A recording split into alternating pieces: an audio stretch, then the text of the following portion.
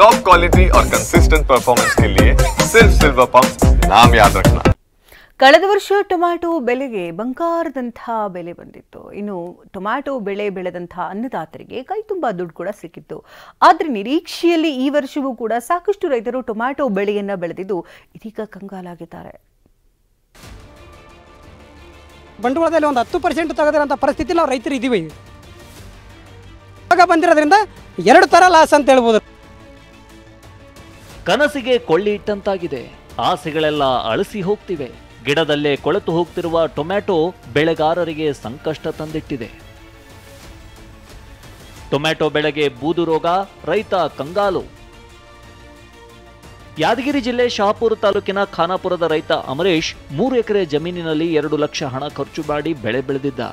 ಇನ್ನೇನು ಬೆಳೆ ಕೈಗೆ ಬಂದಿದೆ ಅಂತ ಅಂದುಕೊಂಡಿದ್ದ ರೈತನಿಗೆ ಶಾಕ್ ಆಗಿದೆ. ಯಾಕಂದ್ರೆ ವಿಚಿತ್ರವಾದ ಬೂದು ರೋಗದಿಂದ ಟೊಮ್ಯಾಟೊ ಕಾಯಿ ಇರುವಾಗಲೇ ಹಳದಿ ಬಣ್ಣಕ್ಕೆ ತಿರುಗಿದ್ದು ರೈತ ಕಣ್ಣೀರು ಹಾಕ್ತಿದ್ದಾನೆ. ಈ ಒಂದು ರೋಗ ಏನಿದೆ ಸರ್, ಈ ರೋಗದಿಂದ ಸಂಪೂರ್ಣ ಅಂದರೆ ಈ ಕಡೆ ಒಂದು ಬೆಲೆ ಕೂಡ ಕುಸಿತ. ಎರಡನೇದು ಏನಪ್ಪ ಅಂದ್ರೆ ಈ ರೋಗ ಬಂದು ಯಾವುದೇ ಒಂದು ಹಾಕಿರೋಂಥ ಬಂಡವಾಳದಲ್ಲಿ ಒಂದು 10% ತೆಗೆದಿರೋಂಥ ಪರಿಸ್ಥಿತಿ ನಾವು ರೈತರು ಇದ್ದೀವಿ. ಮುಂದೆ ರೇಟ್ ಸಿಗುತ್ತಾನೆ ಕಾರಣಕ್ಕೋಸ್ಕರ 50 ಚೀಲ ಗೊಬ್ಬರ 10 ಸರ್ತಿ ಔಷಧಿ ಸಿಂಪಡಿಸಿದ್ವಿ.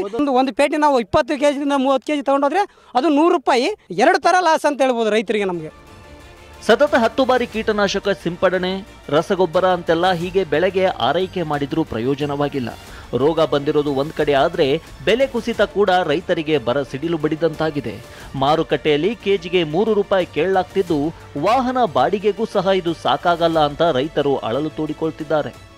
ಈಗ ಆಲ್ರೆಡಿ ನಾವು ಏನಾದ ಅದು ಖರ್ಚು ಭಾಳ ಮಾಡಿ, ಯಾಕಂತ ನಮ್ಗೆ ಆಸೆ ಮುಂದೆ ಬೆಳೆಗೆ ಬಂದು ನಮ್ಗೆ ರೊಕ್ಕ ಇಷ್ಟು ರೇಟ್ ಅದ ಏನಂತ ಆಸೆ ನಿರಾಕ್ಷೆ ಆಗಿಬಿಟ್ಟದ ಸರ್. ಇವಾಗ ಆಗ್ಯದ. ಈಗ ಏನು ಮಾಡೋಕ್ಕಲ್ಲ ಸರ್, ಅವರು ಮಾಡಿದ ಇದಕ್ಕೆ ಒಂದು 10% ಲಾಭ ಸಿಗಲ್ಲ ಸರ್. ಅದಕ್ಕೆ ಅದ್ರ ಹಾಕಿದ್ದು ಏನದ ಅವ್ನು 10% ಸಿಕ್ಕರೆ ಅವ್ರು ಏನು ಮಾಡಬೇಕು, ಅವ್ರು ಹಣೆ ಬಾರ ಹೊಲನೇ ಮಾರೋ ಪರಿಸ್ಥಿತಿ ಬಂದ್ಬಿಟ್ಟದೆ ಸರ್. ಇವಾಗ 50 ರೂಪಾಯಿ ಒಂದು ಕ್ಯಾನ್ ಅಂದ್ರೆ 2 ರೂಪಾಯಿ ಕೆಜಿ ಬೀಳಲ್ಲ ಸರ್. ಎಲ್ಲ ಮಾರ್ಕೆಟ್ ಕುಸಿದು ಬಿದ್ದುಬಿಟ್ಟ ಸರ್. ಅವ್ರು ಮಾಡಿದ ಕೂಲಿ ಸಿಕ್ಕರೆ ಸಾಕನಂಗಾಗ್ಯದ ಸರ್ ಈ ಪರಿಸ್ಥಿತಿಗೆ.